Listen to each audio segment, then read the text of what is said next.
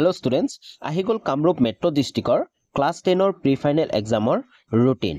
আজিৰ ভিডিঅটোত আমি গোটেই ৰুটিনটো আলোচনা কৰিম। তাৰ লগতে আলোচনা কৰিম যে প্ৰি ফাইনেল এক্সামৰ কাৰণে তোমালোকৰ সিলেবাস হ'ব নেকি? কাৰণ বহুতো ষ্টুডেন্টছে কমেন্ট কৰি থাকে বা বহুতো ষ্টুডেন্টছে কনফিউজ হৈ থাকে যে প্ৰি ফাইনেল এক্সামৰ কাৰণেও তোমালোকৰ কিবা স্পেসিফিক ৰুটিন হয় নেকি?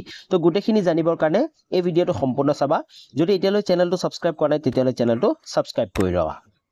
তোমালোকে চাব পাৰা এই গোটেই নোটিফিকেশনটো আহিছে district level internal examination committee Kamrup metro ডিস্ট্ৰিক্টৰ হয় revisionary examination of class 10 2025 revisionary exam নাইবা প্ৰি ফাইনেল এক্সাম বুলিও ক'লে হয়।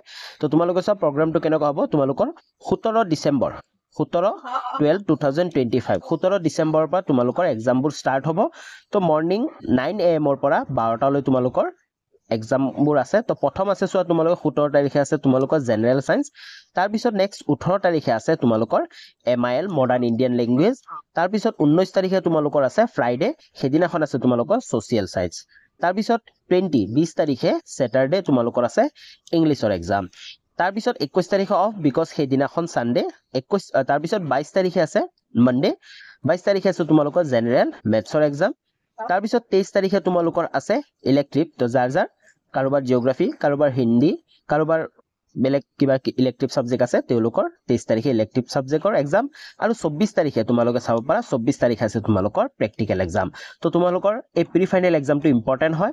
আৰু তাৰ লগতে কিন্তু তোমালোকৰ যি প্ৰেক্টিকেল এক্সাম আছে প্ৰেক্টিকেল এক্সামটো কিন্তু খুবেই ইম্পৰ্টেন্ট, কাৰণ তোমালোকৰ প্ৰেক্টিকেল মাৰ্কবোৰ এই এক্সামৰ যি প্ৰেক্টিকেল এক্সাম হ'ব তাৰ পৰা কিন্তু বেছিভাগ দিয়া হয়। তো এতিয়া বহুতৰ প্ৰশ্ন যে এই প্ৰি ফাইনেল এক্সাম বা ৰিভিজনাৰী এক্সামৰ কিবা স্পেসিফিক সিলেবাস আছে নেকি? তোমালোকক কৈ দিও যে এই ৰিভিজন এক্সাম বা প্ৰি ফাইনেল এক্সামৰ সিলেবাস কমপ্লিট SSLC 2026 ৰ সিলেবাসটো ফলো কৰা হ'ব। যদিও কাৰোবাৰ ওচৰত এতিয়ালৈ SSLC 2026 ৰ তোমালোকৰ হাতত সিলেবাসখন নাই তেতিয়াহলে তোমালোকে ইজিলি তোমালোকৰ মোবাইলতে ডাউনলোড কৰিব পাৰিবা। তোমালোকে চাব পাৰা, তোমালোকে গুগলত গৈ নাইবা আমাৰ এই ভিডিঅটো ডেসক্ৰিপচনতো লিংক থাকিব সেই সিলেবাসখনৰ। তোমালোকে সেবা বোৰ্ডত গৈ সেবাৰ অফিচিয়েল ৱেবসাইটত গৈ তোমালোকে সিলেবাসটো ডাউনলোড কৰি লোৱা যদি কোনোবা এতিয়ালৈ ডাউনলোড কৰা নাই। তো আজিলৈ ইমানখিনি আছিল। আশা কৰো তোমালোকৰ বাকি ডিস্ট্ৰিক্টৰো এক্সামবোৰ প্ৰি ফাইনেল এক্সাম নাইবা ৰিভিজনাৰী এক্সামবোৰ অতি সোনকালে আৰম্ভ হ'ব।